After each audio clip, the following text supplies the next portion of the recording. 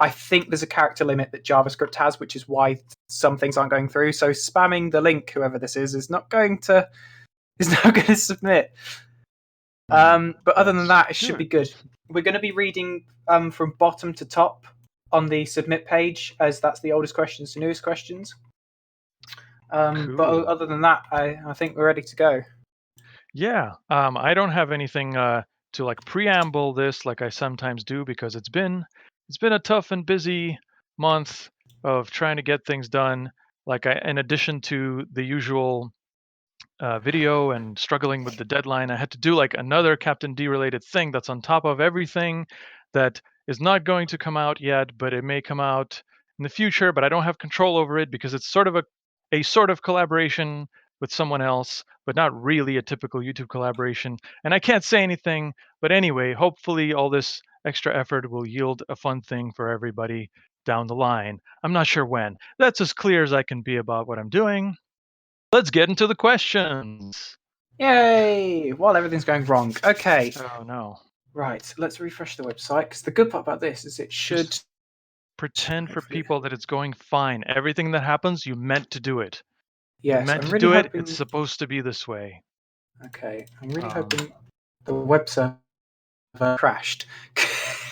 You hope it crashed. How bad? I hope it hasn't. I hope it hasn't crashed, because it's not refreshing.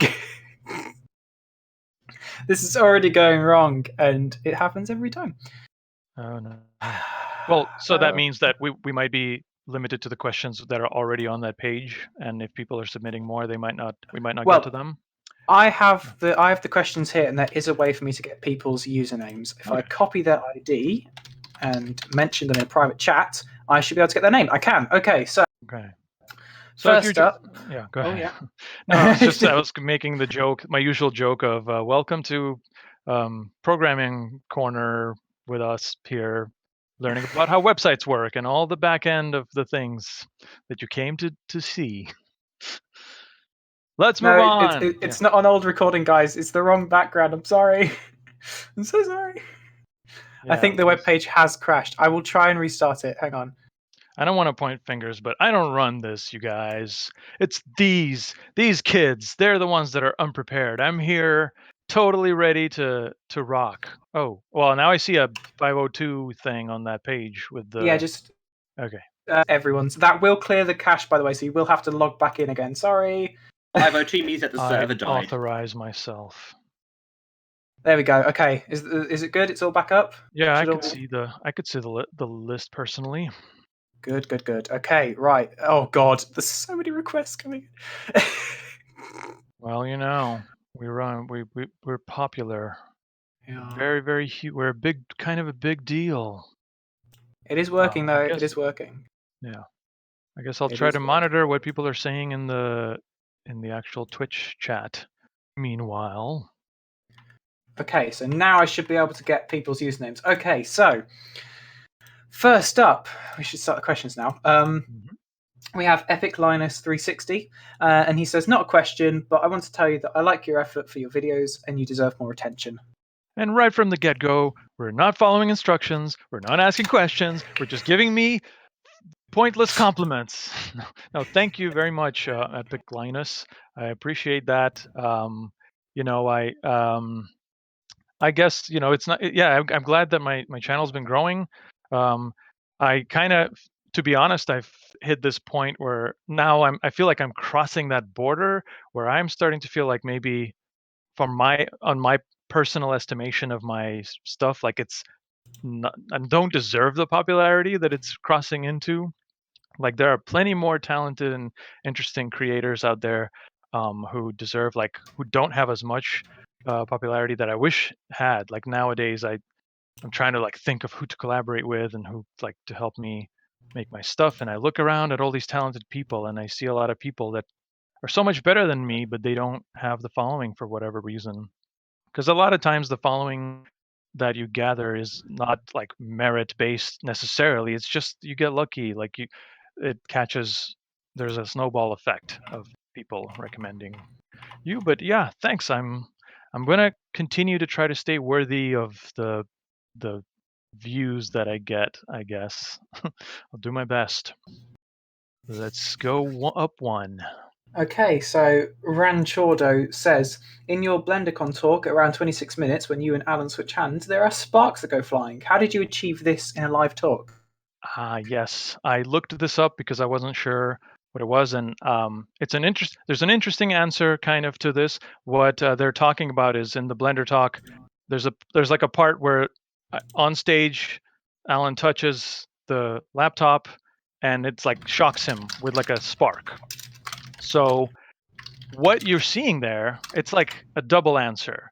A, that didn't happen. It was added in the video, but it was added because it was a thing that was supposed to happen physically and look just like that pretty much, but it didn't work. It's like one of the little things that didn't go off.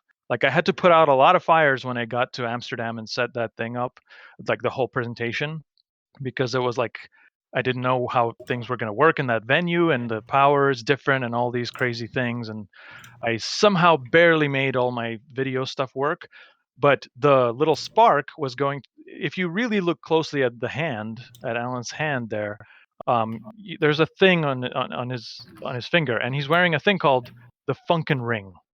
It's like this old school little toy that's like a little flint, spring-loaded flint on like a ring in your hand. It's kind of like a hand buzzer, but instead of buzzing someone's hand when you shake it, it just shoots a spark, and it looks just like that. It looks kind of huge and bright, but it didn't go off for some reason after all the preparation and all the rehearsing. It like so the people in the room didn't see anything except like heard a little buzz, but I was it was supposed certain way, so I had a little touch. But honestly, I was only bringing back what was supposed to physically happen anyway. So that's the answer to that. It was a hand sparky thing, but really in the video, it's a visual effect. Hope that helps. I hear a really loud keyboard there. I guess that's going to be my background. Volk, that's your Do I need to your turn my... keyboard. Yeah. Sorry, somebody That's is okay. being an idiot and spamming the webpage with random stuff, trying to crash it. Well, I guess you can't get it. Not can you? unexpected. No. Well, that's okay. I guess if I mean, I'll let you like manage that stuff. I will try to move on myself. That way, everybody's moving along and everybody's happy. The next question comes from the lowly furry avatar, Yep, that's and the it one. Yeah. asks, "Yeah, are you ever going to advertise this Discord on social media?" Very pointed. Is this perhaps an alter ego of Volcanic, just like being another it is user? not. No, it is not. No, it's yeah, I mean, I do a bad job with that, but honestly, I'll put it this way. Like I'm always having to be nudged by Volcanic and Johnny to like, hey, remember that this is a thing. Like, you want to do a Q&A? Let's do it. And also, please share the thing. And I'm like, oh yes, I forget. I do it. I have to do it, and I do it. But like, the thing is, okay, I just happen to not be like at so far a Discord like creature, and that's not terrible. That's not a terrible thing, because I like how the community on Discord is centered around like Captain D stuff, but I'm not like all up in it and trying to be like, a voice in it that much. I do visit and we do these Q&As, and I kind of like to check in. It's kind of my similar experience to Reddit for me, because the way Reddit seems is like sometimes I feel like I'm wanted there and I like to like chime in. I see people asking something, but mostly it's like being talked about me in third person, and it's like about the community of people who like Captain Disillusion like world. And so sometimes I get the feeling like people want to just get to talk about me, share that interest, and not like me get in there and be like monitoring everything everybody says or giving my 2 cents. So it's kind of a delicate dance. And in a way, like it's interesting to see how Discord is like its own little like bunch of like wild children that have all these strange opinions and in jokes, and I don't necessarily get it when I check in. It's interesting to be submerged into it, but then I got to come up for air. So I don't know. I mean, I guess I don't have my pulse on the community as much as you, Volcanic, for one. And you could tell me more, like if people crave more of me, or if it's comfy if I check in periodically, and people get to kind of air their grievances or something with my content there. But I'll try to do better. Well, to be honest, it would be amazing if you could come on here every couple of days and just have a nice chat. But every single person here understands that you're busy, and it's thing. You're there, you're making a video every month, and you put such high quality work into it that we don't mind that you don't chat if the video is amazing. Well, thank you. I appreciate that. Yeah, it's kind of I guess it's all part of my overall struggles with like time management, which are struggles of like most creators and a lot of YouTubers. I guess I'm no different. Like, the more kind of bizarre, like exponential relationship between how much exposure you get with your channel or whatnot, and how much it somehow becomes overwhelming, and how much like stuff you have to do to keep people entertained by your material. And I'm also one of the weirdos that hasn't turned my thing into like an enterprise, which I really need to do if there's any hope for this to kind of continue to even be the same, let alone grow. So I'm working on that. I'm working on trying to involve more people, and maybe that'll give me more more opportunity to hang out and shoot the breeze with viewers. We'll see. I'll keep you posted. What's next? Okay, so next up is Fabian001. It says, Dear Captain, I heard that you like to debunk some videos or myths. I also heard that you played Portal 2. So here comes the important question. Is the cake a lie? Well, Fabian, I think the answer is inside your own question, because as you say correctly, I've only played Portal 2, and I know, I only know of Portal 1 by reputation and by like references in pop culture. But the cake thing doesn't figure into anything. It's not a line, it's not a thing that happens in part 2.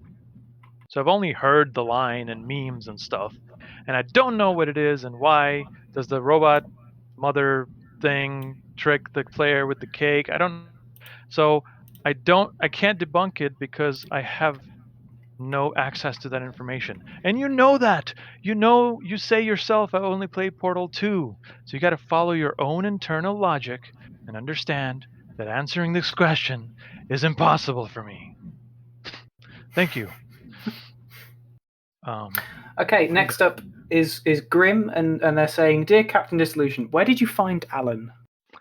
Alan, it's the typical thing. If you want help, you gotta find like the fresh, innocent, talented, eager young minds, fresh out of school.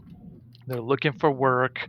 They're looking to get something on their portfolio. And what you got to do is you got to catch them, and you got to tell them, you got to do things for me, and I'll let you get experience. I'm not going to pay you anything. And most of them figure out eventually that their work and their talent is worth something, and worth a lot more often than the people that hire them.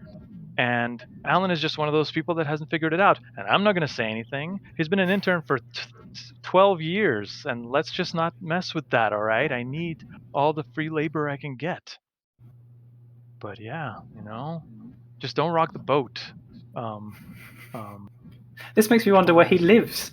Does he live with you? Because if he doesn't have any money... I mean, he might as well, because he spends so much overtime at my place to make the videos that he basically lives here. I don't really know where he lives. I don't really care. Not my problem. Just an intern. But he still lives with his parents. Probably. In the basement of his parents, making his own videos. Yeah, probably. I think he has some kind of weird channel that's really dumb. I haven't looked at it. Okay, so next up we have Meta64 that asks, is your logo based on the logo for the CED media format? I guess no, because I don't know what that is. I'm going to Google it right now. What is CED? I thought I know all the weird old things. When I Google it, all I see is like pictures of CDs and exposed hard drive disks. Is it capacitance electronic disk? And I don't see that logo on there.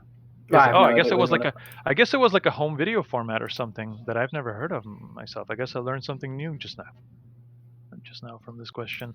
Oh, that's nice. I can't see its logo, but yeah, well, if I guess it's similar, it must be similar if I find the logo, but certainly not based on it because I didn't know it's a thing.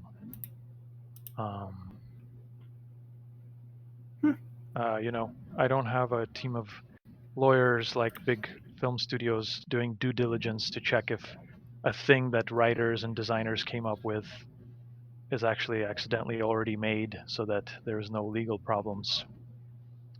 I'm just a YouTuber. Who's next? Fabian Fabian 001. again, yeah. Oh yeah, he already answered. He or she. Yeah. So you mentioned once that the red corner was in the basement of your parents' house. Is that correct? It's not in the basement. It's just like a room. Oh, a room. Okay. Yeah. So he's asking basically, is it still there or where is it now? Oh yeah. No. Yeah, I know that it's been kind of a while since. I think the last episode that's like the traditional episode in the red room was the water droplets with the speaker. I don't remember the effect. But it was that thing where, yeah, I think that's the one. Maybe it was something else. But yeah, it's still it's fine, and you will see it soon enough. But yeah, it just so happens that I had to do different things, and a regular traditional old episode, it's sort of become like the hardest kind to do because it's the most cinematic, so to speak. Like it takes a lot of filming. Like I have to light the room and do like interesting shots. So it's been difficult to kind of like wedge in the right topic to do in the traditional way, but I'm definitely doing it. It's still there. It's available. It is going to be coming back. You just got to be patient. Okay, next up we have Abard, something like that. Are there any non-default After Effects scripts or plugins that you find invaluable or use on a regular basis? Sure. I'm always trying to remember if I've said certain things. I guess you can always check the archive there in the menu at the top.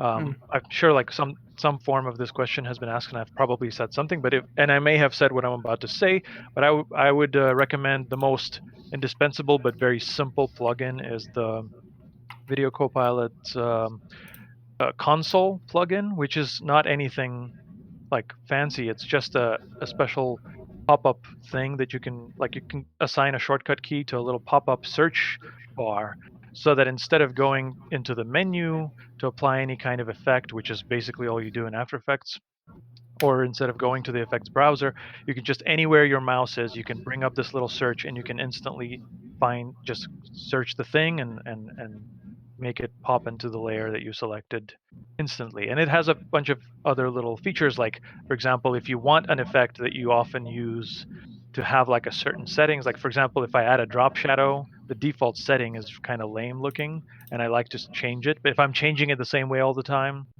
you can just override how it looks with a preset, and that way it takes you like 4 keystrokes to get a drop shadow onto a layer, and it will look the way you usually prefer that it looks. It's a very like efficient workflow tool, and I can't really like use After Effects without it anymore. And it's a free plugin. It's not something you have to buy. It's just like a little community service. And I feel like whenever I see anybody use After Effects now, and I see like tutorials online or something, everyone uses that thing. Everyone's got console installed, so that's an easy recommendation. There's other things I like nowadays. I use a lot of Red Giant stuff, like everybody else in the world. They're pretty cool. They kind of let me try their new VFX suite, which is like some extra compositing tools. I have because of what the videos I do, I haven't, and because I haven't done a typical Red Room episode, I don't do a ton of fancy compositing and sort of like realistic looking effects, so I haven't had a chance to put that to use yet. But the VFX Cool, what VFX Cool is a thing I make. The VFX suite, I think it's called, from Red Giant, is pretty cool, worth checking out. I guess when I try it more, I can talk more about it. Those are my recommendations for now. Where are we at? Airbit. Okay, this person's whole name is just It's emojis. just emojis. I dare you to pronounce it. Okay. Well, it's clearly describing something lewd. Yeah. Let's move on to the question, shall we? Do you think you can make a good video using Movie Maker? Probably. To be, I'm trying to remember if I ever used Movie Maker. It was sort of like I was too cool for Movie Maker from before Movie Maker existed, because like I started non-editing on before anyone. The the high school I went to with a very advanced, fancy television production program, they were still like editing on tape, and I was like, cool, but like I got some kind of special video card somewhere, and I started using some obscure editing program. But I think like Windows didn't come with an video thing yet. It was early days, so I've never used Movie Maker. But honestly, even now, I use Avid Media Composer. But strictly speaking, with editing, like the editing stage of the video, which is just the stuff I shot, cutting it into the takes that I like, and cutting all the pace, picking the actual shots before any effects or anything fancy, which I do like separately as another stage. I kind of could do that on any program. It's just picking the stuff, like how fast, how efficiently can you line up all the material you shot, get rid of the unnecessary bits, and pick the best moments of the best takes. I think movie has everything you'd need that, and that's as far with editing per se. After that, I export everything to After Effects, and it becomes a big effects project. So I know you're being silly, but it's true. I could probably do my episodes on Windows Movie Maker. Or is this the Movie Maker? Maybe I'm thinking of a different software, but whatever Movie Maker is, It's probably Windows Movie Maker. yeah, I could probably edit my videos on Movie Maker with no problem. It would just be more tedious. I like my Avid. I like the efficiency. Windows Movie Maker was definitely something when I was about 5 years old. That was great. Okay, so yeah. Montelion asks, Dear Alan Melekjanian, that's very funny. what is the worst part about making a video except having to paint yourself every time? The worst, like I was complaining early on. Now the worst is relative, because I'm sure if you hear me complaining about this or that, you'd be like, oh yeah, well whatever. Like I'd be happy doing the thing that you do. So it's like it's all relative. It's really dumb to complain about, oh no, I have to make a video for 1.6 people or whatever subscribers. No, like the thing I struggle with now is what I was saying earlier. Like I really feel the burden, the quote unquote burden of like the doing wearing every hat.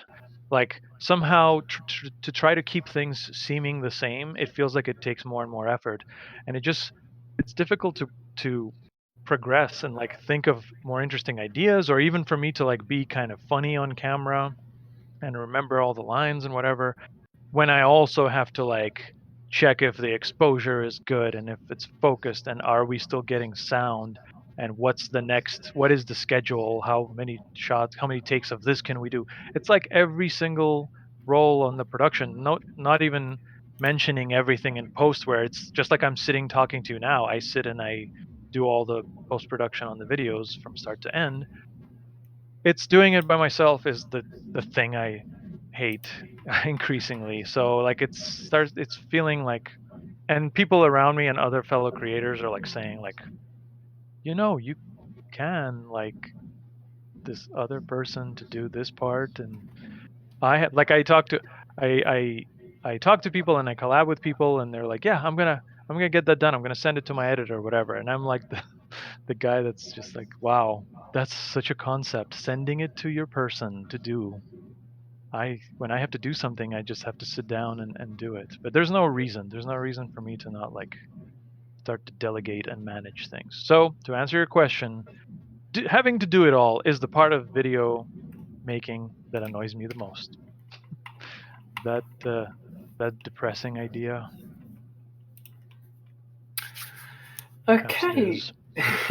Next up is .htm, and they're asking, how much do you spend working alone on a video or an episode? Well, I guess I kind of Hmm. I mean, I established in my previous answer just now that I work alone, and the answer to this is how I guess 100% of the time, other than when we film. I'm sure I've described this many times, like either my partner or even like my dad sometimes, if because I'm shooting at my parents' house, will help with the cinematography part of things. Like it's a 1 or 2 person job after all to like actually operate the camera sometimes with when there's like a move involved.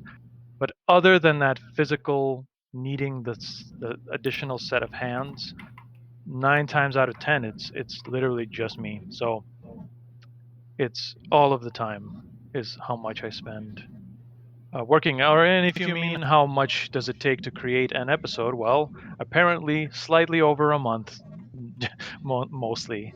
Although the aim is to do it within the bounds of 1 month each. Yeah, I can probably bring it back to the proper month deadline and even shorten it by turning it into a multi-person production. Yeah, you could just star in it. To be honest, That's true. Well, I mean, yeah. you could just sit back, be the CEO of Disillusion Industries, which you keep saying you have. Yeah, the industry. It's not an industry, I guess, if one person's doing it, right? Not sure how that works. Okay. Right. Well, next up we have Tim, and they're saying, recently your channel has been growing quite a lot. Are you glad you're finally getting the recognition you deserve? Or don't you mind how many people watch your videos? Keep up the great work. Thank you, Tim. I I I tried to feel like I don't. First, like you naturally check the count things. What's how many views did the new video get? What's the channel subscribers? But I get the feeling I don't do it as much as like the general typical YouTuber. Maybe I don't know. It's I guess it's not fair to generalize. There's very different people out there. But I don't really, because I'm both not good at it by nature and because I feel like it's a little bit of like it's not cool to obsess over your stats, which is probably wrong. Like I have like a snooty attitude about it, maybe to myself. I don't really focus on it too much, but of course I'm curious to keep an eye on it. But I don't do anything with that information. I don't sit and strategize as I probably should. Also, um, what do I need to do? There's these numbers are low. We should do this, and that number is too high. We should make the videos less cool. I don't know. I should use more of the color like purple in my production design. I don't know. I don't know these things, but yeah, it's nice to see the channel grow. Like I was grumbling a little bit. I think from the first question today, I feel like I'm in this spot where I always question: does this deserve? Does what I just put deserve the amount of attention it has gotten, or is it just some weird inertia of people like the cred I established? Which is strange because, like I said, I keep seeing such talented people around who like are starting out, or maybe for whatever reason they don't like. I look at my thing and my views, and I look at their stuff and their views, and it's not fair. And I wish it was a pure meritocracy all the time. So I wish I had like some kind of service to equalize the views. I should create a website that hacks everyone's accounts on every platform and distributes the the views in like a Marxist equal distribution way or something. That's I'm some kind of socialist at heart, I guess, coming from being brought up in the USSR. I've strayed far away from the answering Tim's question. I feel like talking about how I'm a communist. All right, next, Shadow XY.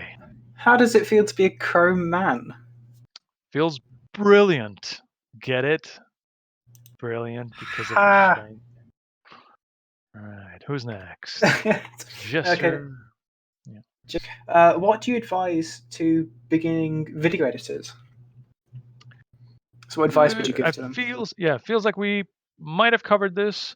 So check the archive, but I mean, I guess there's not much to say other than, again, like do I get pedantic about the question, or do I just kind of generally answer? If you mean the art of like editing moving pictures, I don't know what to say. Like, I feel that the job of editors is um strange. That, like, it used to be something that only a few could do with special machines. Now any kid, again, Windows Movie Maker, right, or anything else. Final Cut, doesn't like Final Cut come on the Mac now or something? I don't know, for free. Yeah. So anyone can do it, and so to be a professional at that is just kind of I don't know, some kind of lottery, or just really being really, really serious about it, and like going to Hollywood and trying to edit television shows. I think there's a YouTuber, or I don't know what his main platform is. That's just a guy called This Guy Edits. And he is one of the few people that I think talks about particularly editing, the art of editing itself, which I have to check out more of his content, because I don't know.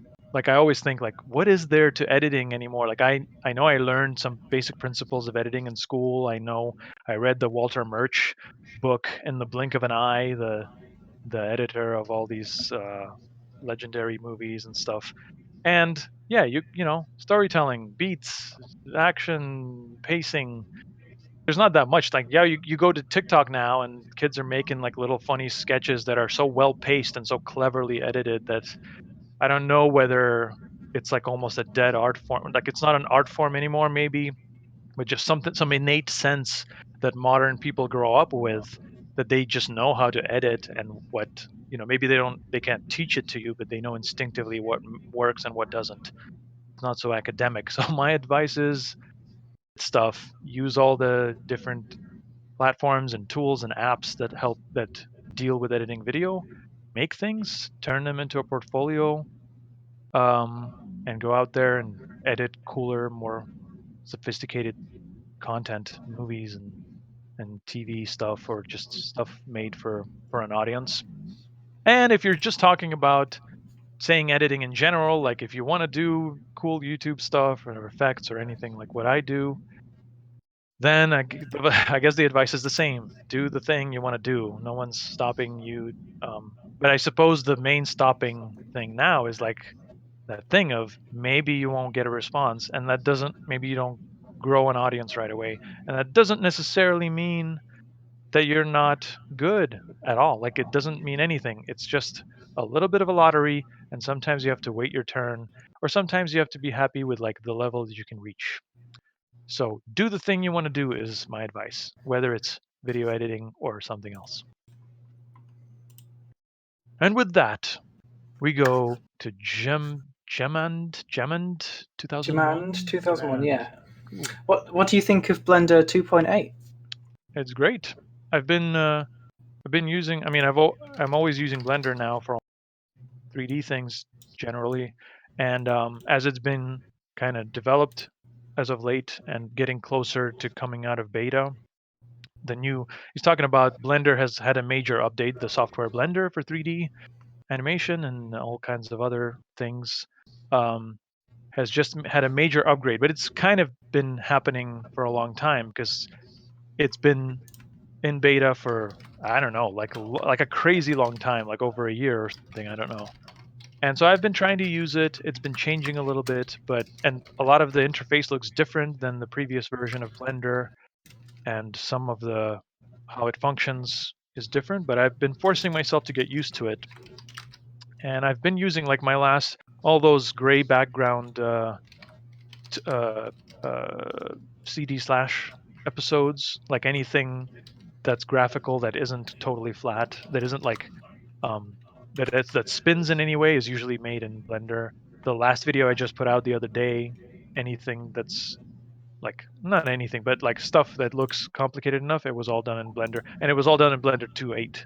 Like, I've been trying, and except for some things where if I need to do some tracking, like at this time I don't use Blender for motion tracking yet, for 3D camera tracking, and it has that capability. I just haven't, like, I don't know, I'm not used to it, so I use this other program, and I have to like import things out of Blender into After Effects. So some of that stuff wasn't working in 2.8, or I couldn't get it to work because I'm not cool enough with the programming part of things.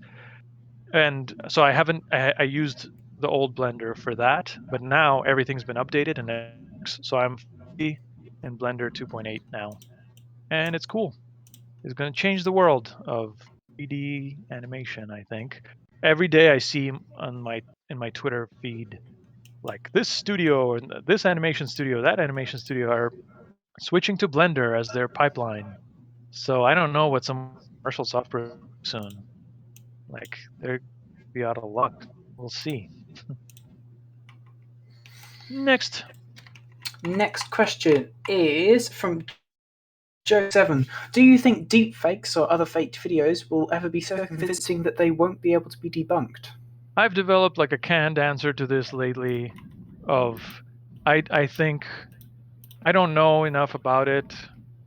Like, I mean, I know what everybody else knows. I get how it works and I get the implications, but I get this feeling like it's I think you have to be more of a computer scientist to like appreciate the scope of what and why, because I don't want to be alarmist about it, but I also don't want to underestimate it. But right now we all can tell what a deepfake when it's a deepfake and when not.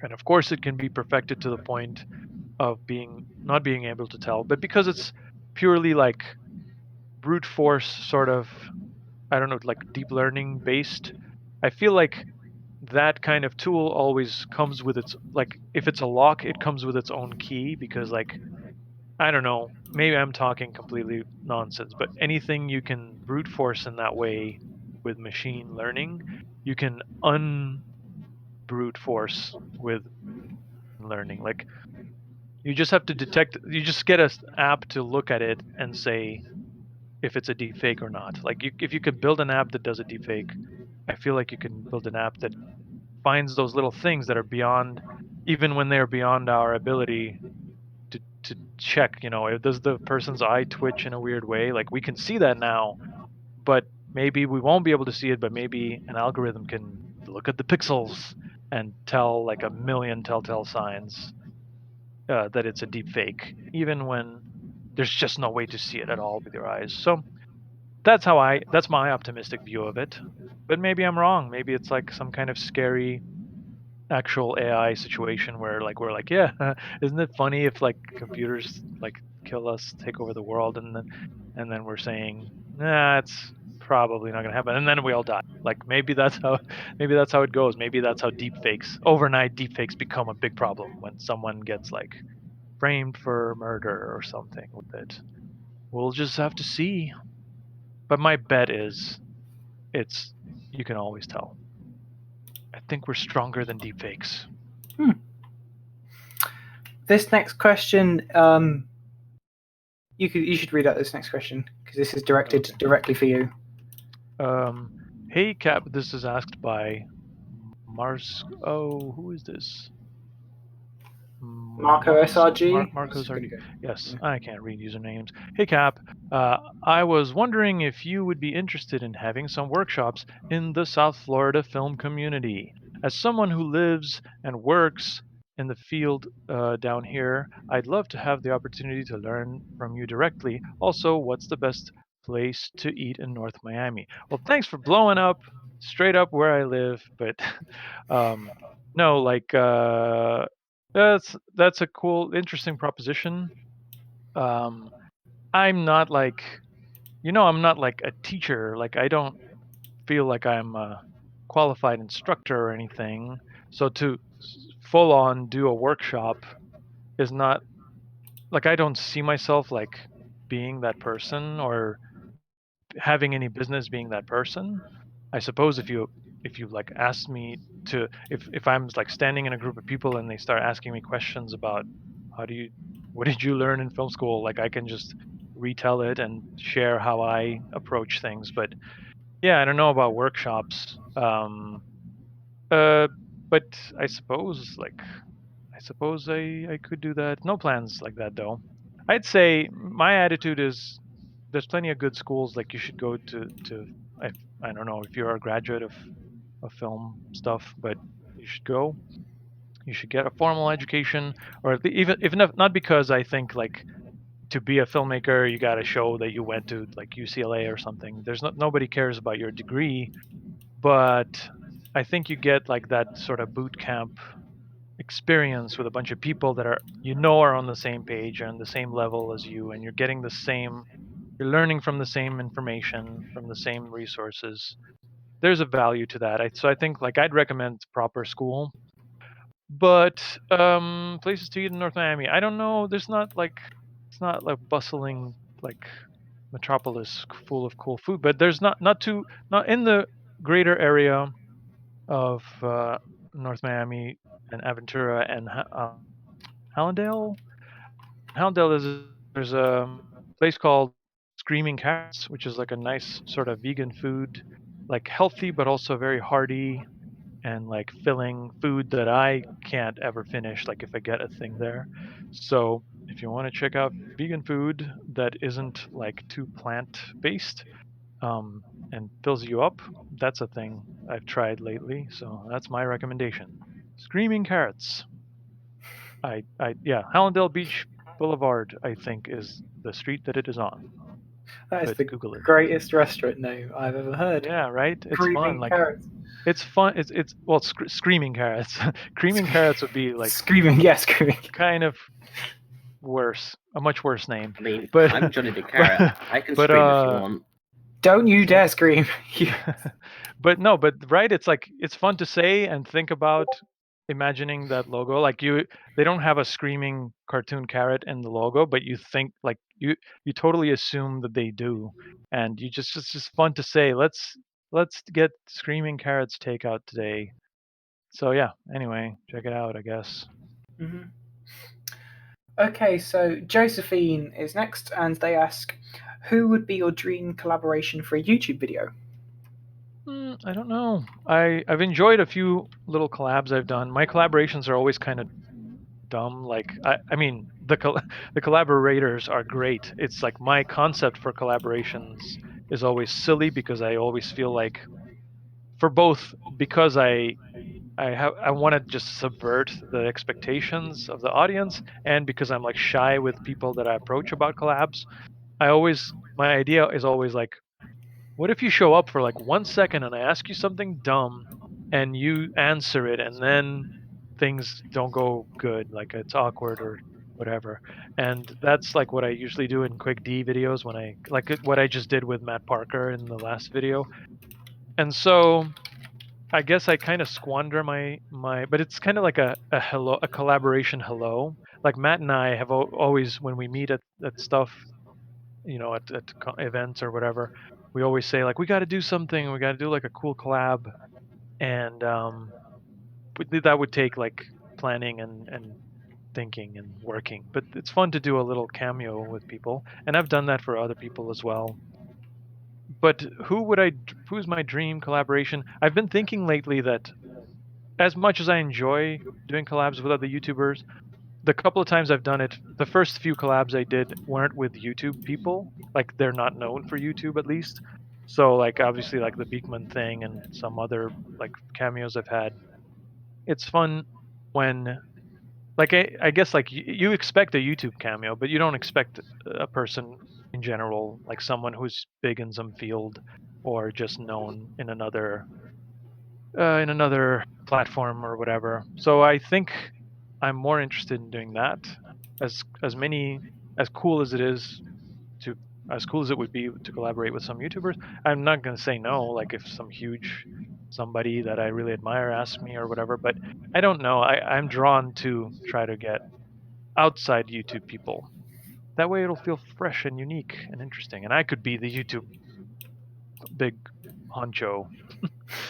Like, you're on YouTube now, so you have to watch me. You don't go and watch them. No, I don't really care. Yeah. There's a couple of questions that aren't showing up on the website, I'm assuming because the ID is invalid or something, but they are in the server, so I don't know why it's not working.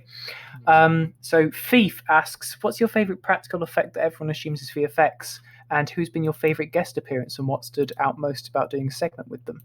Oh gosh. Let's see. I'm looking at it physically. Where is that question? Where is it? It doesn't show up for some reason. I see. I'm assuming it's because their ID's invalid. So it was what's my favorite example of a physical effect, and that people separately. assume is VFX. Yeah. Yeah. Oh man, I feel like there are some, but when I'm put on the spot, I'm so terrible at coming up with an example of something. I guess for some reason, what pops into my head is a thing that's like kind of the reverse of that, like that thing in the movie Contact when the girl is like running, and it's a big like Steadicam track in front of her, and then she reaches the cabinet, and you come out of a mirror, and it was a mirror the whole time, and something about that feels like it's some clever rigging, but it's actually like just a combination of two shots that's cleverly combined. So like that popped into my head because it's like when you think back to that effect, you don't quite remember. It takes a second to think, was I impressed because it was a physical effect, or was I impressed because I thought it was physical and it was actually a VFX thing? So I know what that's you a mean, cool yeah. example. Yeah. But like anything from all these movies from the era on which I want to aim my future VFX cool episodes, um, they've done so many cool things like with matte paintings and stuff. Yeah, one I think I talked about this on the like a Patreon stream thing I did recently.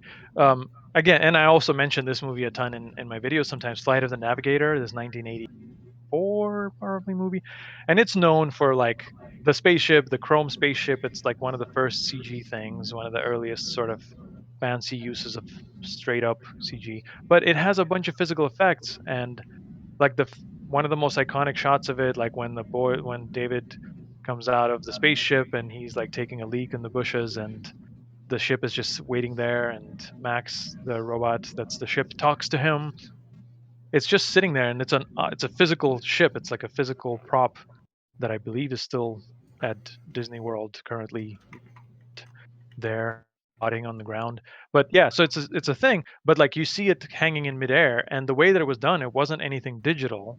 It was like a matte painting, like a straight up old school matte painting, just painting out the part of the crane that was like holding the ship up, and it's just like paint, acrylic paint or something on a glass pane that's photographed separately, to just erase a rig, which would take like a second now with After Effects. Like we all erase little wires and whatever. But it's like it takes like a fancy artisanal, like super skilled artist to like paint in the little bit of clouds that are around the thing and make it look exactly like it by just using freaking paint and a paintbrush. And you can't. I didn't know that for like 30 years, like that I since I've seen that movie as a kid, and it's amazing to learn something like that. Like, oh, a thing that you didn't even know was a matte painting was a matte. That like blows my mind still sometimes. But yeah, I'm sorry I can't more dark, relatable example of something recent that's a physical effect. I saw some cool GIFs someone was sharing on, and I'm going to say GIFs, and don't give me any crap about how to pronounce it. You pronounce it how you want to pronounce it. Um, it's like I think I don't know if they originate as these animated things or it's from some video, but it's someone did these really cool visualizations of how some of these really old movies like Buster Keaton and all these black and white things, how they did some of these effects. Um, and it's like they kind of pull out to show you the set, but it's all just a computer generated like model, and they show the kind of cool tricks they did. I'm sorry, I don't know what to recommend. It's literally just some animated gifs I saw. I don't know. There's no description. There's no credit on who it is, but if anybody knows, like share it. I guess they looked really cool. They show you like, oh, they like there was some kind of thing on a plane where like it's crashing. A plane is crashing, and they were filming it, and they're crashing into the water, and they're filming it in front of a rear projected screen that has the water approaching, and then they blasted water straight out of like a water tank to burst through that rear projection screen to hit the actors. It looked like off the chain amazing. Like I would have never thought of doing it that way. Anyway, hope that's good enough examples. Let me see if I can find our place where we were. Oh, I guess you asked the question that's not on the screen, so keep going. Let's have a look. Oh God, why are some of these? Okay, hang on. Here we are. That one's already been asked. Oh God, so many. Hang on. Oh, here we are. Cordy, how has your day been? It's great. I'm enjoying hanging out with you guys. I'm very scared and on pins and needles when Volcanic has these moments of having to put out fires and figure out what's going on. And I hope we're doing a good job with the stream and entertaining everyone. But otherwise, like I'm chilling, man. I feel like I should be doing more stuff. I mean, I guess I should be working on my video, but don't worry, like I'm in a good spot now. Speaking of that, like, okay, I'll just insert here the thing I alluded to in the beginning that I still have to figure out with my. I guess it's between me and my Patreon supporters because I was rushing to finish the video for what is technically for last month, and then I had to do this special project that's it essentially adds up to doing a Captain Disillusion episode. And I cannot say anything about what it is, other than eventually you'll see it. Um, but like, it's like I had to make a video, and now it leaves very, very little time to make a video that is my video, and I don't know what I'm gonna do right now. Like, I have about 13 days to come up with a thing. I mean, I have stuff, I have topics and things, but it's and my work on this special project isn't done actually. Like I kind of have till the end of the month to work on that, and I have to make a thing on top of that. So that's kind of what's in my head as I'm sitting here. That's the only little bit of a cloud on my day. I'm trying to think of how do I handle my life? I think it comes back to get other people to do things while you do other things. That's probably how stuff gets done, doesn't it? So, Probably. yeah. All right. I, What do we got I- next? That's not going to depress me. announcement to the stream. I am literally the worst web developer possible. If you put a question mark, no, but seriously, if you put a question mark in your question and put anything else after that, it won't be included. Wow, that's a good one, isn't That it? is a proper rookie mistake. I did put the That's webpage together in interesting. quite quickly, but if you don't want stuff to be cut off, don't put question marks. I'm just going to Yeah. say that. I'm imagining that I have failed to answer like half of all questions because they probably had some follow-ups after a question mark. Or are you saying it doesn't post the question at all, or just that second half? If you say type in "How is your day?" question Yeah. mark, this is a good stream. The Yeah. question mark and this is a good stream won't be put into the database. I see. So I'm suspecting a lot of these questions that don't have question marks, that's what happened. Or does it, if it's just a question mark and nothing else, will it take out the question mark? It'll just take out the question mark. The question's Okay. fine. Well, okay. Well, yeah, I'm sorry if anyone had a very important follow-up, like for example, that that how was your day question. If you had something much more brilliant to ask me, I apologize for not answering, but we'll figure this out for next time, perhaps. There is always something that Also, goes wrong every single Q&A. You know, guys, this is very impromptu. You might have noticed that none of this is as polished as my typical work, including my responses and how I sound and how I articulate myself. Because we're just kind of hanging out here. This is the real Captain, as real as I guess I'm capable of getting when I know a bunch of people are listening to me. But yeah, sorry about the technical difficulties. We're doing our best. And if you really got to know something like terribly importantly, I guess like tweet at me or something. I'm bound to see that. And I'll check in on Discord once in a while. Okay, so next up we've got Marco SRG again. What would you recommend for someone wanting to to learn Blender? To learn Blender, hey, now is the time because it's been because of the release of 2.8 has been long coming, and it was like in beta and it was in flux and it was changing all the time. I feel like it's been a while. Like we've already I was saying something about this in the last Q&A that we did. At that time it wasn't out yet, but now Blender 2.8 is officially out. If you go to blender.org and you try to download Blender, it's going to be the new one, the 2.8. So that means that a lot of people that are good at Blender, that like teaching other people, that post free tutorials everywhere, you know, and you could just YouTube anything you want to know about Blender. This and I think Blender Foundation themselves have made or are finishing a basics course. And I don't know how like if all of it is free or maybe they want like they do that in terms of like in exchange for support of the software or whatever. But anyway, there's plenty of free resources. But there's been a reluctance by a lot of people to make tutorials because Blender has been changing, and a lot of buttons and whatever could be in a different place by the time it's all settled. So now all those things have been locked down, and the latest version of Blender is what it's going to be, and it's now everybody's posting all these brilliant tutorials, and I myself have around and seeing things just to relearn to do things I knew already, to do them the new way, as well as learn all these new techniques and all the new features that Blender has. It has an amazing grease pencil tool. It's like a new sort of section of Blender that lets you do 2D traditional animation, but in like a 3D environment. It's very, very cool. Like, it's making me want to get into traditional animation more. By the way, Richard Williams, R.I.P., legendary animator that was the animation director on Who Framed Roger Rabbit and all brilliant things. Classical animation passed away today, I think. Saw news of that.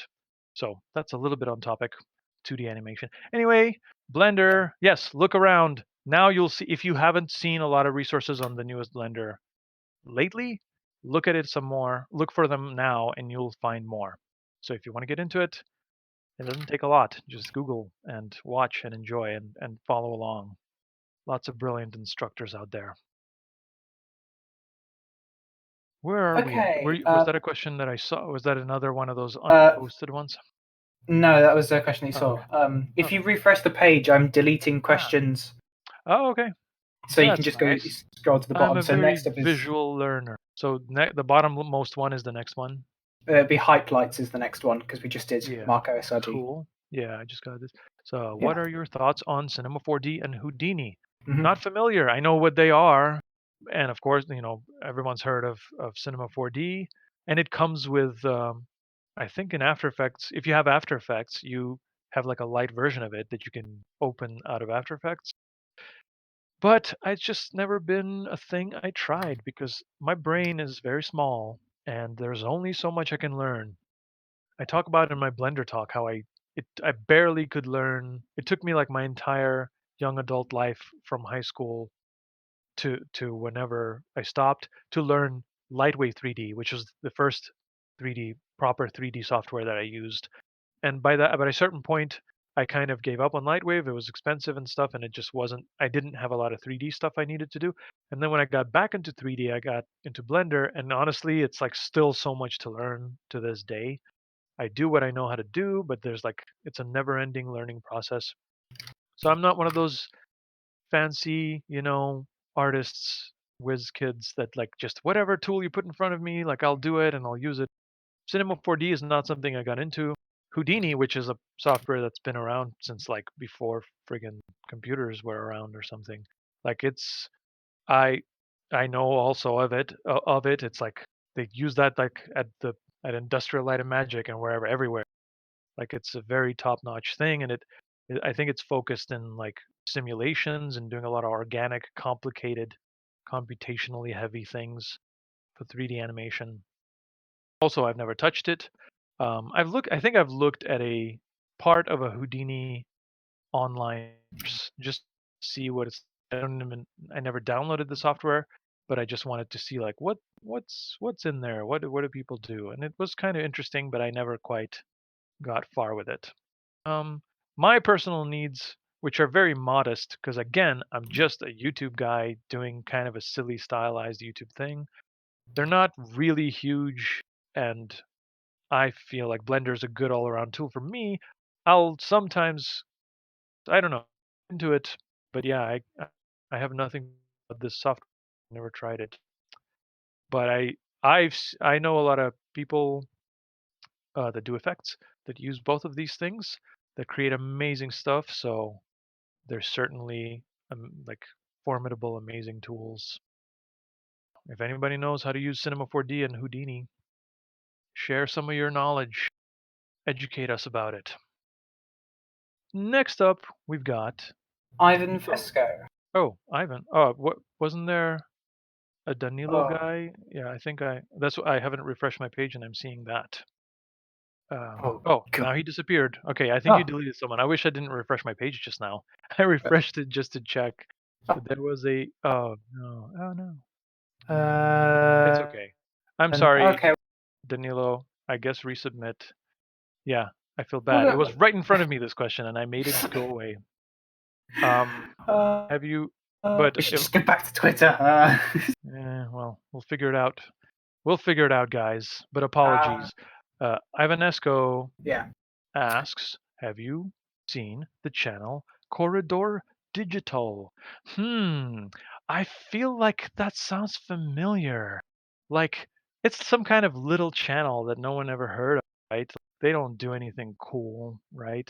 They didn't do like a thing that broke the internet of using a deep fake thing of making a guy look a Tom Cruise impersonator to look like Tom Cruise and then doing the same thing with Keanu Reeves impersonator. No, it doesn't ring a bell. No, they're amazing. It's a cool channel that I've like followed on and off. Like I've been aware of it for like years, and they've always been huge. But I feel like they've had a renaissance.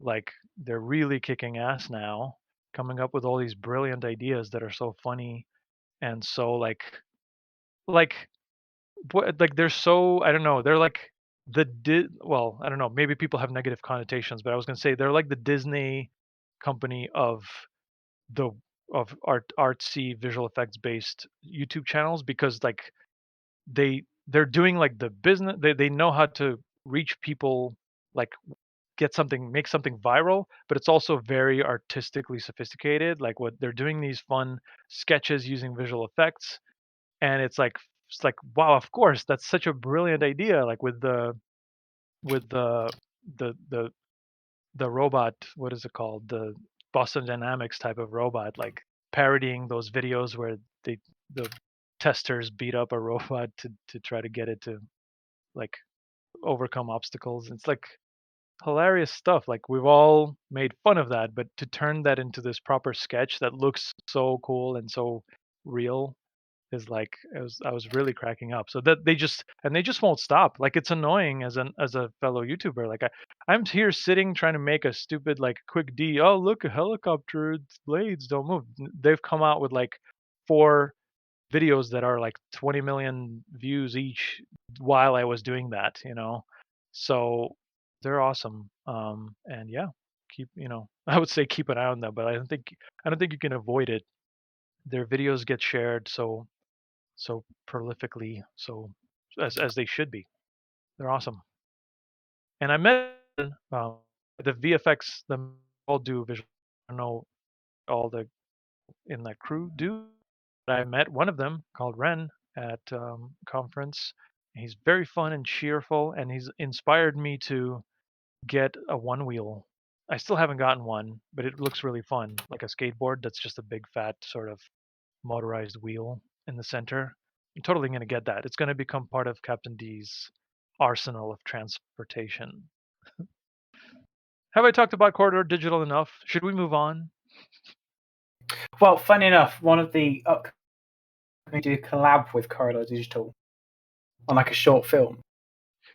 It'd be fun. Always thought this is what tells me how little I progress with my endeavors, is that I'm here complaining about how I should like get help from others to do certain things, like for example visual effects. And I remember thinking that, like asking them, not necessarily if it's a collab or whatever, but like hey, maybe they want to like lend their skills and services to me, like for some kind of more fancy Captain D like project on my channel or whatever. Or yeah, like a just a normal collaboration nowadays is like the thing that you do. But I was thinking that like back in the day, like I'm still I'm sitting here thinking about things. Yeah, we might, I don't know, like I've exchanged a few pleasantries with them. They're awesome, and we might do a thing. But the thing is, they're like being proper YouTubers back out in the West Coast in Los Angeles, where you make all the things and all the visual entertainment industry exists. And if you, as you know from the question by the person who was asking where are good places to eat, I'm all the way on the East Coast, all the way in the other part of the country that's like, if they're the butt, I am the crotch of America. So like that we're as far, not as far as we could be from each other, but like certainly not close. Um, maybe I gotta like move to LA, like the typical thing that you do. but I don't know about that. Who knows how long Florida or California are gonna stay intact on this planet from all the weather abuse they're getting. We'll either flood here in Florida or fall off of the continent in California. This is Apocalyptic Talk with Captain D. Nothing lasts and nothing matters. We're all going to die. I hope you're having a good day. All right, what's I'm next? seeing the Blockbuster 1. What's your epic backstory? Blockbuster, my condolences on being a franchise anymore.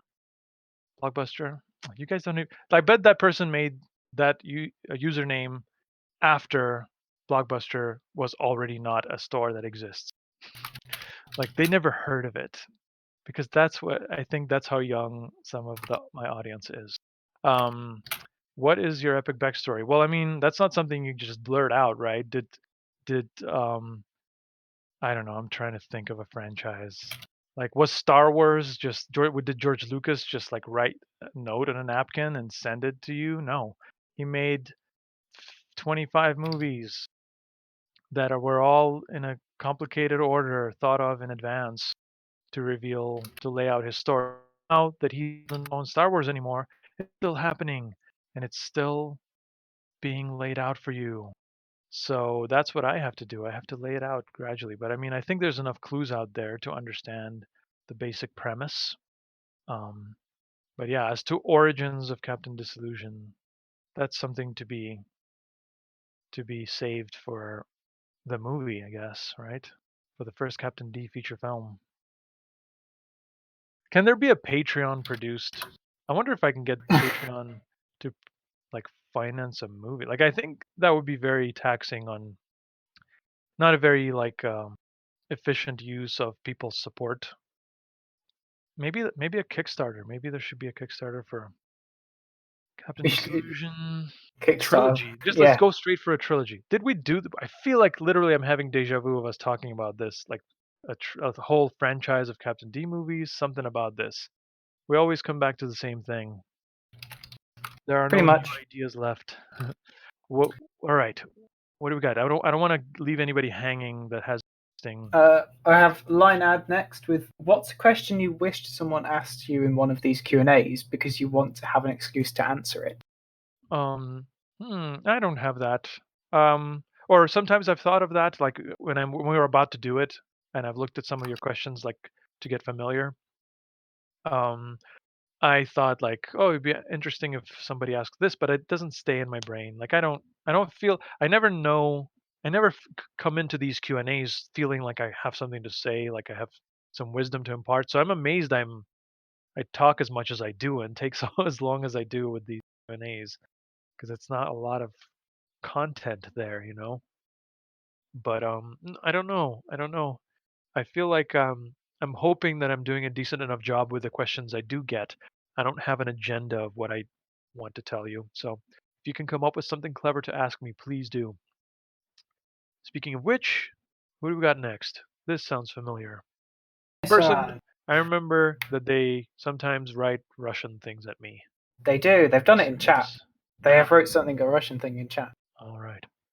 So, what is the question? Let's see. How do you plan your working hours, and how do you always make videos without any delay? Sarcasm much? Yeah, there's been, I feel like complaining about it anymore from me in this would become tiresome, because I struggle with it, and the answers are simple. Get help and focus. It's not just like get help, but obviously I'd have to change what my participation is based on like the help of others. Like if someone else is doing a thing, it doesn't mean that other people are helping make Captain Disillusion videos while I'm doing what I did before. I have to step back and push more like in an administrative way. Like if someone's helping me do just like the VFX, say, right? I'm not going to spend as much time doing VFX, but I can write the next thing faster or whatever, or I can do like yeah, like I don't know, like do a better job on the editing if someone else is going to do the effects, because I can take a little bit more time or a little bit put more focus. So how I do it is, to answer your question, is poorly. But I'm trying to improve as always. HIHIQY1 Yes. asks, What web browser do you think is the best? I don't have a strong opinion. I got Chrome, and that's what I've been using for like how many? Good. I don't know, 10 years, like more than that probably. It Just just get feels the like, yeah, that's DuckDuckGo and Chrome. There you go. if you get yeah, that's like it's almost like an impulsive thing I do. If I end up on a new machine, if I get like a new computer, I had to reinstall things. Like the first thing you got to go through, like open the default browser, download Chrome, make that the default browser, and then move on with your life. Nobody uses Edge. Just hands up in the chat who actually likes Edge. If there's even one person, I'll be surprised. Which platform is that from? Is that Windows? Yeah, Windows is native browser. Yeah. I've unfortunately not used Windows. I mean, I've worked on Windows for most of my career, probably like till just about the Patreon era, or just a little bit before.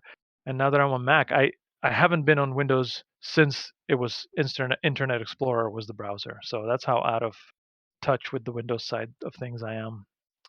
Oh, And the I know chat's you catching don't up like now. that. Yeah. So is Firefox, anybody saying they Chrome, use Edge? Firefox, Edge, Firefox, Safari, and Chrome. I used to do Firefox Chrome, for a bit, actually. For a Opera. while. Fair enough.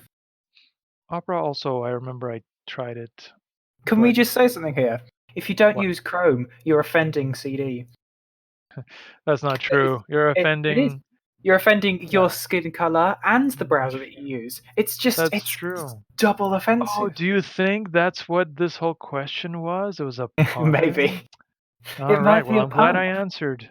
I'm glad I answered, but cluelessly without making a pun of my own. I'm sure that was fun for people.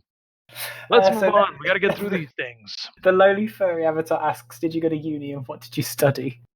Yeah, I think I've shared this. I alluded to it earlier. I went to uni. I went to this like there's sort of a fairly big art school like chain, like a franchise. Like here in America, schools are like McDonald's. It's like there's a chain, and there are multiple schools around the country, and one of those is the Art Institute. And I went to a school that was not that. It was just like this independently, I don't know, founded, just like a rich man just like started a college, and it had all these art. It was called International Fine Arts College, and it had all these artistically based majors. Like, well, it had a film program, it had a computer animation program, one of the earliest ones in the country, probably. It had a fashion design program, a graphic design, some other things I don't recall right now. But so I almost went to the animation program. I think I shared this on in a bunch of things or podcasts and things.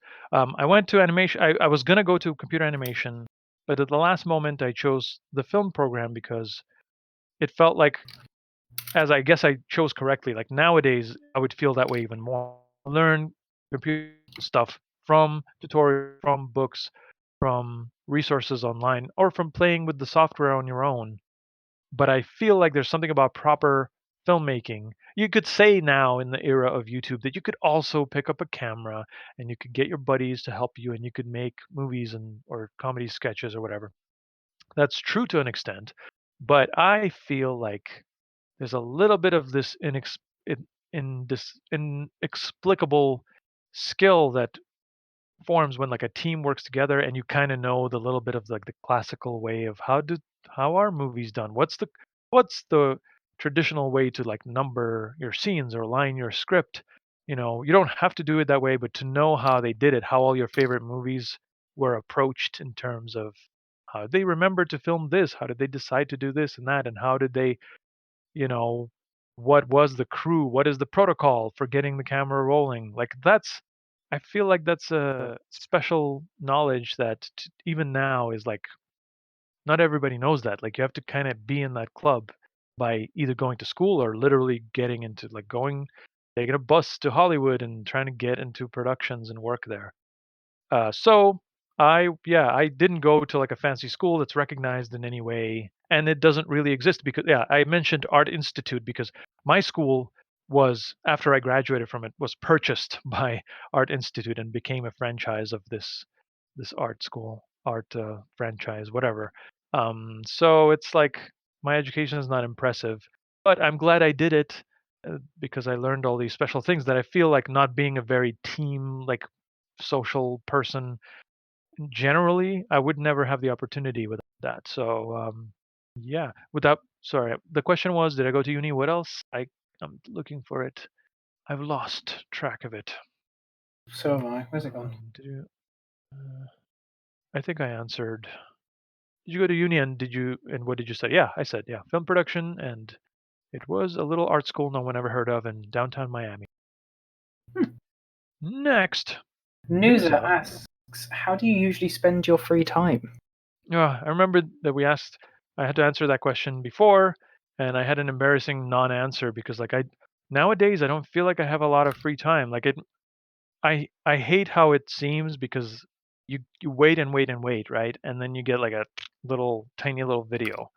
But because it's like one guy was sitting and thinking of the words and then wrote the words and then all the steps that came to after that to bring it to you, I kind of spend both my work and my sort of hobby time is and free time is not free. Like I mean I eat food and I sit and I watch movies with my girlfriend and stuff, but like I don't do anything fun. Like sometimes we'll go someplace, I don't know, we gotta get out to Orlando to go to Disney World one of these days, something like more like get my mind off things. But mostly I sit around and I'll watch tutorials on how to do stuff in Blender or whatever, something that I might need to do in the next video, and I'm like, how do we do this?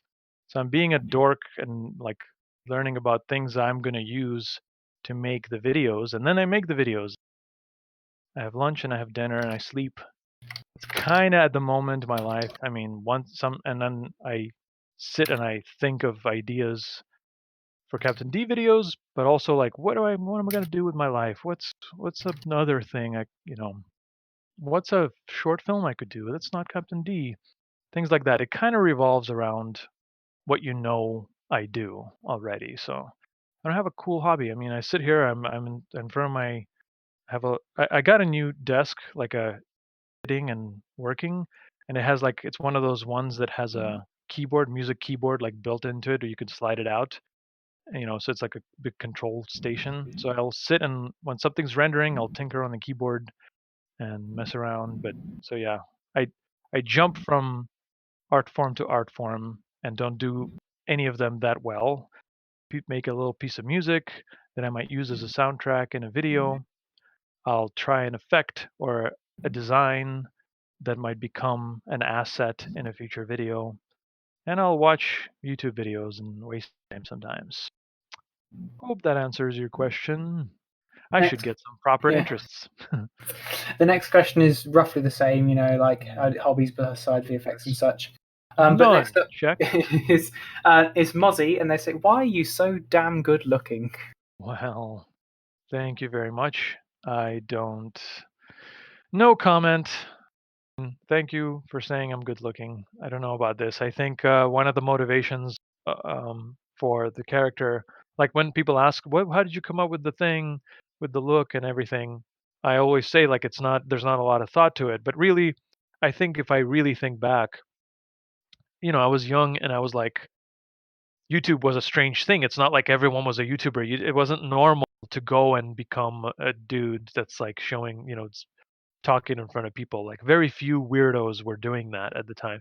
So I thought like I'm not even confident enough to like talk in front of 5 people in a classroom or whatever. So I needed a thing. Like I didn't think I as just a dude could like sit there and keep anyone's attention or even like perform in any interesting way. So it's like wearing a mask and having a look.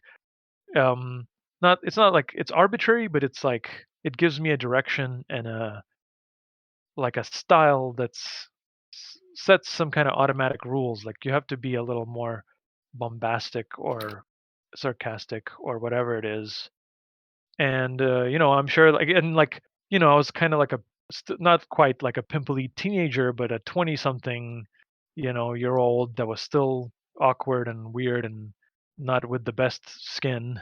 And like I think the silver and all the messiness in my mind helped like mitigate the ordinary sort of boringness of this little dude that's sitting in a corner, and also sitting on the floor in a corner in a weird red room added to that. So I appreciate. I've never been like confident, like, oh look, I'm so cool, I'm good, great looking. It's always been like a shy, like sideways, like stepping out and performing in front of people. So yeah, I appreciate it if I give off an illusion of seeming in any way cool or in any way suave or in any way good looking. It's a lot of work and a lot of fake skill.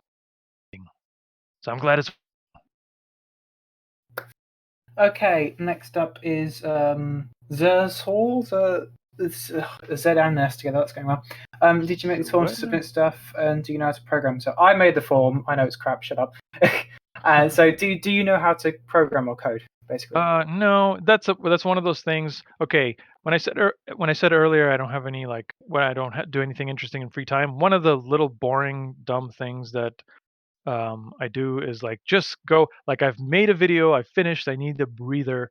I'll drive all the way out to one of the few Barnes and Noble giant bookstores that's still around, and I'll sit, or like together with my girlfriend, we'll go and just like hang out, drink Starbucks, and just quietly read books. So the books I usually pick from the shelves is like, for some reason I go there and I get in like just programming stuff. Oh, Python, like there's like 500 Python books on any given like computer section of any bookstore now. So I've been trying to like learn a little bit of, and then just different areas of that subject. But it's like a little sideline interest, but I don't know anything about programming really. I'm just kind of like slightly intrigued and attracted to it. And it feels like a thing that's like, now babies are being born who are going to learn coding in like first grade. I'm sure it's happening now, right? Like, and it's going to be this weird thing. Oh, grandpa, you don't know how to code? That's lame. Like, I'm now properly feeling like that generation. Like I understand coding, and I've played with like tiny ABCs of coding, but I've never gotten into it, and I don't think I will. Like I don't think there's room for it. There will be room for it in my life given everything else that I do. So short answer, no. But I admire people who do. I mean, at least when they can do it well and not have question marks cancel out the text that people submit. I'm just saying. We lose Volcanic. No, I'm still here. I'm just figuring out. Okay. This is one of the people's questions that disappeared. This is one of the people, Danilo. Okay. Yeah. Some people's IDs just don't want to work. No. All right. Maybe it's basically code what? Like they're using a different language in coding, like it's maybe in Spanish or something, and it doesn't. No, English. Right, but English. Like okay. Well, no, I'm saying like when the name, maybe the username, like if they wrote the username, but they was set to Spanish for the language, maybe it's a different Unicode. I know things. Okay, I understand. Okay. So I think the question answer. Okay. What cameras do you use? Danilo's asking what cameras do you use? So I went through different cameras through the series, but right now I gotten onto this kick of I mean I addressed it in this last video that I had a camera that I got that was when it was like this new weird hot new thing, the Blackmagic Ursa camera, the first really big. Well, it wasn't that big, but it was like stupidly heavy and had a progressive shutter, and it had a ginormous like flip out fold out screen that was like bigger than an iPad Pro. And I thought like that's so cool and weird, and it's very expensive, but it's not like an Alexa or something where I just physically couldn't. There's no way I can afford that. That was like a camera that was very expensive, but I could invest in it and like max out my credit card and buy it, and I did. And ever since, even though that camera now seems like really weird and the picture's not that great, although the global shutter is nice. It, it came in handy all this time later for my video about the helicopter. But I just kept getting like Blackmagic stuff. It's like the Apple of cinematography, that company. Like they make these kind of pretty looking things, and they have this OS in their cameras that's very minimalistic and elegant, but it has all the tools. I mean, this is not a paid promotion or anything, just so you don't, so you know.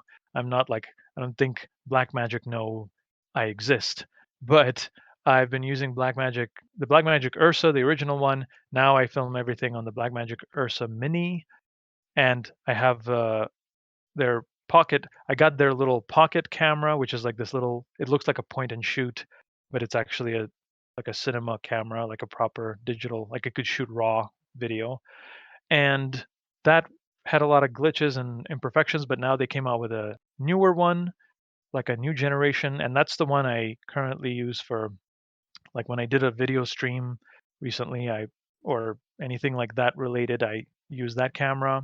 Or sometimes for episodes, like in this latest video when I was filming the fan, I used the big old Ursa for the actual stroboscopic effect, but the little picture-in-picture version of the fan with motion blur just spinning normally was filmed side by side on the Blackmagic Pocket camera. And they just announced that they're making a 6K version. Yeah, this pocket camera shoots 4K, and so does the Ursa Mini, of course. And the new one is shooting 6K. I don't think I need that.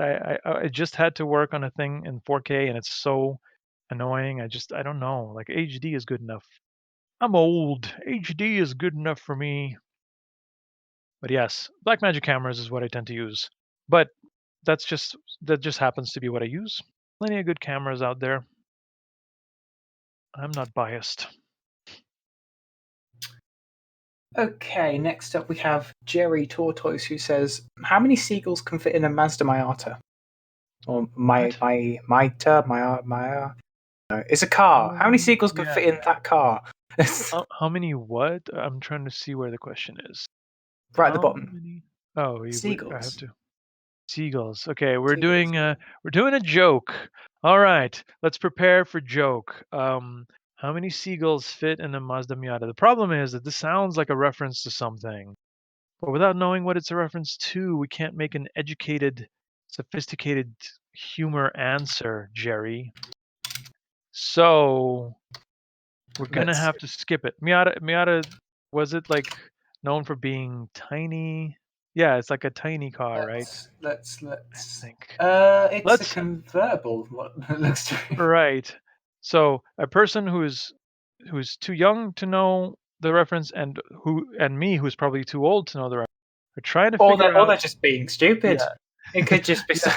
Yes. Yeah. Um. It's limited by only your imagination. That's my answer. Moving on. I Next see up, some. we have Yeah. Linad. Hmm. And have you seen the new Elton John biopic Rocketman? And if you have, I was wondering if you had any idea how they did the underwater singing scene. Yeah. You know what? You're in luck because I just watched that last night, like on Amazon or something. And yeah, just for over dinner, I watched that, and I know exactly what you're talking about. There's a sequence. I mean, the whole music, the whole movie. It's not like Bohemian Rhapsody, where it's just a biopic. This movie is like kind of like that movie about the Beatles with the Beatles music across the universe. It's like a stylized musical film where people just burst out into song, and it's all built of like I guess his music or stuff he's worked on. And there's a sequence where he's like at a low point, he just like jumps in the pool. I mean, it's in the trailer, so it's not like a spoiler. And there's like he continues singing underwater, and it seemed to me like not anything special. Like it's a cool idea that I haven't seen people do, but I think the actor was just underwater. Well, there's two things. There's another character. There's a boy. There's like a boy version of him, like playing a little piano. And I think the kid was filmed because he's in like a space suit, like supposedly underwater. But he looked like he was just sitting on green screen or whatever. He was not underwater. But the actor playing the adult him was probably in the water. Like you could see little bubbles coming out of him, and the way he was floating, like why not just have him in the water? It would have been super difficult to rig him with wires or do the clothing and the hair. So I think he was underwater and he was just miming. I know that when people do underwater scenes, there's speakers that you can just play audio and so to tell them like now you get punched, now this, so you can hear commands from the director underwater. I don't see why they can't just play back music and just shoot a music video. In fact, there's got to be videos of people being underwater. So take on it. I think he was just mouthing words underwater, which must have been a challenge, but it looked really cool. Cool. Okay. Next up, we have AX_art, who says, "Do you speak French? And you should make a collab with Vsauce." Yeah. The answer is no. No, I do not. The closest I get to anything French is that sometimes I watch the the British show, the British French co-production of what is it? Uh, Death in Paradise. What's that show called? Death in Paradise, I think. The little detective show on a fictional like Caribbean island where a British detective with a ragtag team of local police has to solve murders. And there's always like a French detective person, like some kind of girl, like they've been switching out throughout the seasons, and the main guy has been switching out throughout the seasons because apparently no one can like handle filming on a remote island for so much time. So that's the only French I hear, and the only French accents I hear is when I watch that show. But I think I'd like to go to Paris sometime just for the experience of it. So yes, that's a long answer to say I don't speak French. And the second thing, collab with Vsauce. Yeah, good idea. I should look into that. Vsauce seems very busy and involved in a lot of things. But I think he likes my videos, and I certainly like his videos. And I feel like I'm never smart enough for Vsauce type of stuff. Like my stuff is silly. He like does much more in-depth educational stuff. But if he wants me for some kind of comic relief at some point, I'm sure I'd be happy to make an appearance. That'd be fun. Okay, next up we have Foxlit. We'll try shooting on film stock on an Arri cam, maybe. Film stock. Yeah, Yeah. my YouTube. Yeah, I'd love to be. I guess if any YouTube channel is going to film on film for some ridiculous reason, that would be me. Like doing overkill. I think you can't even buy an Arri or any film camera anymore. Like Arri cameras that are filmed, like you have to buy them used. Like they don't sell them new or anything. So not that I know of. Maybe I'm wrong. And Panavision too. Like I think there's only probably like I don't know 50 Panavision cameras in the world, and like they probably just keep renting them out to everybody. I know they made some new what do you call it IMAX cameras for like all these people that want to do IMAX like Christopher Nolan. Like I think they developed a camera just for him or something. But yeah, no, I'm fortunate enough coming back to the idea of school that I went to film school right on the razor edge of when film was over and it was no longer practical for schools to teach film because it's like why fuss with that if you're not going to really get to use it much unless you're in the upper echelon of Hollywood filmmaking. So I got to film some shorts and things on film cameras. They weren't quite like industry standard. There was an what was it? I think it was yeah, it was an Arri. We had a few Arri cameras, but it was 16 millimeter. We only did things on 16 millimeter. We never did 35. And also the first semester was on an 8 millimeter Bolex cameras. We shot our short films, and I even got to edit like actual film on little spinny like splicing stations So they just wanted us, even at that time, nobody really edited on film anymore, like things were done on the computer. But they just wanted us to get the experience of playing with that, just so we know heritage of what the heck we're doing. So that's I certainly don't miss. I don't lament the fact that we don't have to splice strips of film and glue them with weird little tape anymore. No, I don't think I'd like to shoot on film for YouTube. But if I was making a feature film, that might be fun.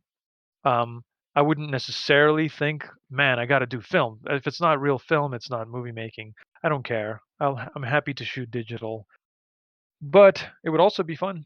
It would also be interesting. This definitely still has an interesting look that's hard to imitate. Next. Foxlet again asks, what is your opinion on the differing quality between smaller sensors like in smartphones and larger ones like in DSLRs and camcorders, and do you think one will replace the other? Bigger sensor is better and smaller sensor is not as good because it is the size matters, I guess. When you have a bigger sensor, you have obviously more elements on it, right? So there's like a higher resolution, although I don't know. I'm not like a huge expert on it, but the size of the sensor doesn't necessarily reflect on resolution. Usually does. But also larger sensors do that cinematic shallow depth of field. That's why your phone, I mean, nowadays I guess the phone can do it too, like the new iPhone does, using a couple of cameras or something, right? It's like if you could procedurally simulate a larger lens by using multiple lenses and then create that shallow depth of field. But if you want to do it for real, you need a nice large sensor. That's why everybody that shoots with like a 5D DSLR camera, everything is all like ridiculously shallow, where everybody's eyeballs are in focus and everything else closer or farther away is completely blurry. But yeah, larger sensors are good for that. And I've only now the Ursa cameras that I use have what they say is a Super 16 sensor, which is like 16 millimeter, equivalent to a 16 millimeter film frame, but a little bit. A film frame would be like more like an old TV, like more square, but it's like cut off to be a 16 by 9 image, so it's smaller in that respect. And that's what a Super 16 is. And it does the job for me fine. I want a nice balance between like being easy to shoot but also looking kind of cinematic, so don't want to go overboard. Um, does that answer the question? I guess it does. Larger sensors are better. No question. Okay, next up is Jeffrey Frogeye, and they're asking, you seem to be very perfectionist. Is it difficult for you to delegate? Yeah, to the point that I don't even let anybody do anything. That's all I've been complaining about this whole session. It's difficult. No, but I'll be honest, like I've had experience. It's not like I've always every second of my career did everything on my own. Sometimes I do recruit help to help with stuff on Captain D, and I certainly work with other people on projects prior to Captain Disillusion, or been like on a team where I am a link in the chain and I'm responsible to other people, or yeah, and sometimes someone's over me and I'm responsible to them, and someone's under me helping, like I get to offload some of my work. I do find that challenging and that's why, in a way, I haven't been doing it, because anyone that succeeds in their field, like you become a big, you were a I don't know, like you make some kind of artisanal baskets, and then you become popular and sell lots of them. And how do you expand your business? Well, you hire people to help you make more baskets, and you become the manager of that. And all of a sudden, the thing you're really great at, which is artisanal basket making, isn't needed at all. Like you could judge if they did it good, the people that do it for you. But your job is now to be a good manager and to delegate and to check if the supplies of wicker or whatever the hell will come on time. And not like you're suddenly standing and you're sitting at a desk and you're not doing the thing that you started out doing as your passion. And I guess I'm kind of scared of that. Because like, yeah, like it's not I don't have that skill, or I've never practiced that skill So to do it, to be good at delegating work to people while also staying creative and knowing when to jump in and do it yourself, or never allowing yourself to do that, it's like a whole new skill. So it feels like I need to learn new skills from scratch. So it's like I'm cautious. I don't know if I'm good at it. Sometimes I've succeeded, sometimes it's been a challenge. Sometimes I've had people do something and I'm like, well, it's 90% what I wanted. Do I tell them go back and do it to 100%, or it will take me like half an hour to do that 10%? What's the right decision?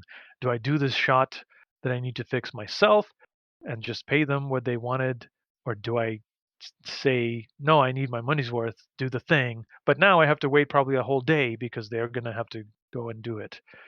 So it's these little managerial things that are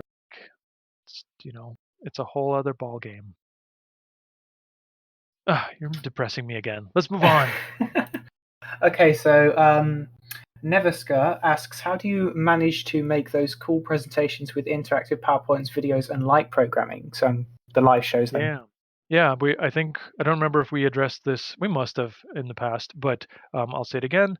It's fun because I only do it like once in a blue moon, and I don't use this software till I have to use it, and it's called QLab. It's this little app, and it's apologies, I believe it's only for Mac still.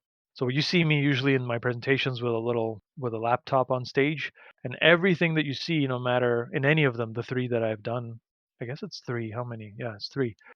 It's always anything is running off of there, off the stage. There's nobody helping in any sense, except when I had to transform backstage in real time on the Blender talk. The nice people of the backstage people of that venue like saved my life and helped me like just like change and put the mic on me and all the things. And I put my makeup in like 2.5 minutes, like really fast. But yeah, it's all happening controlled by me. So what I do is I create like a sophisticated presentation in this app called QLab, which is designed for that exact thing. It's for like theaters to run the show, but usually it's done off stage. Like the control person, like in the audience, the big desk with all the lighting control and all that, and they usually use this kind of software to get all the video to play back, for the lighting to change for the scenes and all that. So it's a really cool app. It's kind of simple, but like it has all this expandable features. So you could program what do you call it, DMX lighting stuff, like get DMX controlled lights and just connect them and create your whole lighting universe. And the video can play back on different screens simultaneously, even project it onto different like shapes and stuff. It could get really fancy, not beyond what I use it for. But yeah, I just run it with a little remote, and it's all pre-programmed. It's like just a giant playlist of stuff that sometimes plays, sometimes it vamps until I tell it to continue. Sometimes it comes to a halt until the right time. It's fun. It's fun. It's like a puzzle to put together when I make these presentations. But it's nerve-wracking because one little thing goes wrong, and it's like everything could collapse and not work. Luckily, I've been lucky. The few that I've done have gone okay. Let me refresh the page. And they also ask if you bring your own lighting equipment. Well, I only did that on the Blender talk. I had this crazy idea with the little bit of lights, and it didn't really work. Like I had more lights, but some of it didn't end up working because of these technical issues that I had. But at the last moment, I kind of stood there and reprogrammed things like an hour before the auditorium was filled, like to compromise and use the lights, basically the one light that was working. To just do the job of the other lights. It was maybe the most stressful single apex moment I've ever had of like my professional or like performance life, where I'm like, okay, the thing I brought here from another country, it doesn't work, and I'm gonna have to be this in 2 minutes. How do I don't really know how to program all the lights. Like I don't remember. I just learned this. How do I manage this, and I somehow made it work. But yeah, I hauled 2 big giant lights to Europe from America, and my computer, and the big sort of box that had the breakout box for playing video, because I didn't know what format it would be. Anyway, I went really overboard, but I don't know if I maybe that was like a really crazy thing to do. I'll think twice before I bring my own lighting to a live talk gig in the future. Really, if I'm not like, full disclosure, I don't get paid for these talks. I mean, the ones that I've done, it's just like you participate, you get to show yourself. Like, it's not a pay gig. Like, sometimes your travel is paid for, but it's not. I mean, not that that's how everybody does talks, but I'm just saying the circumstances under which I've done live talks have always been like, I want to support the thing, or I just want to visit that country, or I just want to, I think the conference is like friends of mine or something, or people I admire. So yeah, it's kind of like my own initiative, really. After I get invited, but then yeah, it's not like a big pay gig where I could do whatever I want and I have the budget for it. Okay, so Bodan Lvov asks, what about free tier of Octane render for Blender? So I'm guessing asking, do you like it? Do you use it? Stuff like that. Octane render for Blender. I didn't really know. I mean, I think I've heard. I don't know if it was Octane. I heard like people have written stuff to make other render engines work in Blender, but I have not tried it, nor do I really know. Like, I'm not an expert on like render engines. Not don't know that side of things that closely. I'm just like, hey, the thing can render. I'm gonna press render. Yeah, I'd rather render in cycles than Eevee for my for my final thing. But like, I don't, my needs are not so sophisticated, so I don't know. You tell me. What are the benefits of using Octane? Because I thought Cycles, the native uh, render engine for Blender, is really good. Although I suspect it's not as fast rendering as many like commercial render engines. Don't know. Next person asks about Houdini, and I have already said I never used it, but it's very cool. Cart X asks, how much do you weigh? Bit of a personal question, isn't it? I have to weigh myself. Yeah, it's been growing. It's been going up, that scale number. I think I'm in somewhere in 190ish. Like, I think I weighed myself. I was like 188. I don't know what that tells you. Pounds. I mean, I don't know where you're at. Maybe you're expecting kilos or whatever. But I believe my most recently updated weight is 188, 189 pounds. Good old American pounds. That's a currency where I live. Right. That's wrong. But don't you also measure weight in pounds or something, or stone, wherever the hell? I measure my weight in stone, and then I That's do everything else in kilograms. doesn't make. What is stone? So what is stone? Educate I me. don't know. I literally have no Okay. idea. Okay. Great. I don't think Well, anyone knows. then neither of us know. It's like nobody knows any definition for it, but you everyone have knows the relative value of it. If you step on a scale, what does it say? Stone? Like, this is the number of stone? The Yeah, thing that is it has stone and kilogram Huh. on it. I just usually pay Oh, attention to stone. interesting. Let's hang on. Okay. Stone to I feel like people are going to yell at us to their questions and messing around. Stone is 6.35 kilograms. Okay, cool. If I remember what kilograms are, I will be able to say okay. I also grew up measuring in kilograms in the Soviet Union, but it kind of got Americanized too much. I'm okay with metric sizes and distances, but for some reason weight, I don't have a good conception. Like, I'm more used to pounds, I guess. And even that, I don't really like. If I pick up my cat and I tell my girlfriend, "Man, he's gotten very fat and he weighs 20 pounds," and she's like, "You're crazy. He weighs 9 pounds. You don't understand weights at all." It's true. Speaking of which, cat9_123 asks, cats or dogs? I'm not in that war. I don't have a flag planted in that war. I think dogs are fun, but I've never grown up with dogs. Well, that's not true. There've been dogs in my family, but there was always like a strange, like adopted little tiny dog here and there, like two dogs, both of whom were like strange characters and weren't very like the sort of dog, like your best friend kind of dog. But I've always grown up with cats, and there's always been a cat around me. And right now, I deal with 3 every day. So I guess cats, but like if a dog showed up and told me it has to live with me, I guess I'd be cool with it.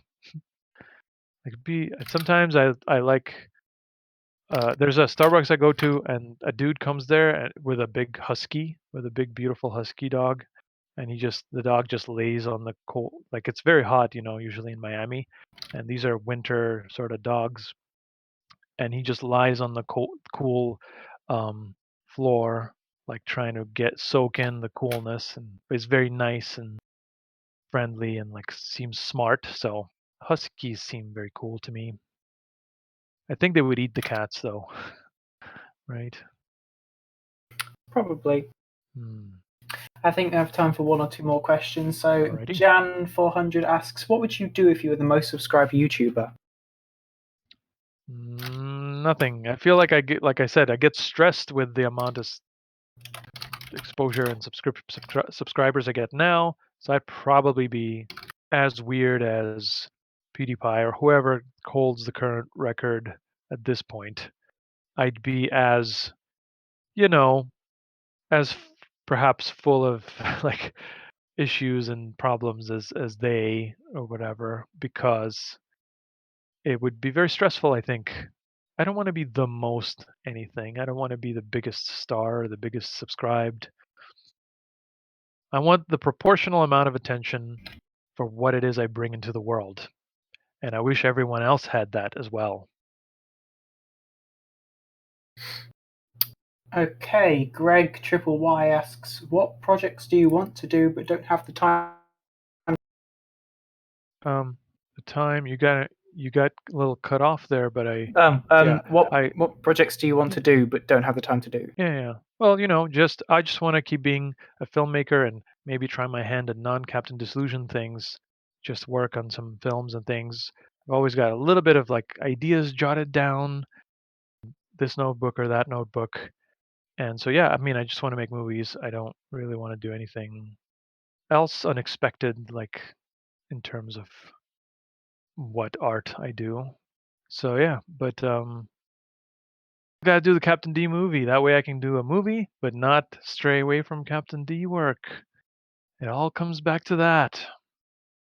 You're stuck in an infinite loop. You'll never leave. Yeah, no, seems that way. There will never be that final video. How great would it be every though? day. Like, not great, right? You don't like. I think it sounds tragic, but like sometimes as a YouTuber, you fantasize about like if I knew I had to stop making the videos for whatever reason, and I had to do a final video, like how would I do it? Like how, the way you would make the final episode of a television series. And notoriously, the last episode of a show is usually like disappointing to people. It's hard to hit all the notes and make it satisfying. But I wonder what a good final episode of Captain Disillusion would be like. Like I think there are ways that I would approach it, but let's not think about that. Sacrilege.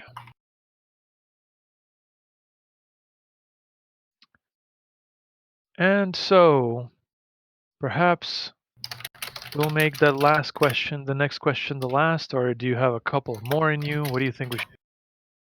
I think I think we'll end there actually. Oh, just there. I feel like people needed a warning, but yeah, okay. Okay, so we'll end there. We've got about 4 minutes until we get to 10 o'clock, and that'll be the end of it. Yeah. But say your farewells. Are you going to stick around in the server for a bit, chat to people in general? Yeah, I'm happy to do that if you guys want me to.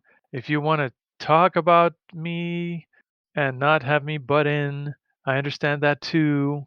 I want to give you the freedom to do that. But yes, I will be in the general chat for a few minutes. Just I guess to hi to people in if you are there. Yeah. Once again, we tried our best not to make this too boring or have too many technical issues, but I think we had a little bit of both because of me and because of Volcanic. But we do our best, and we're always improving.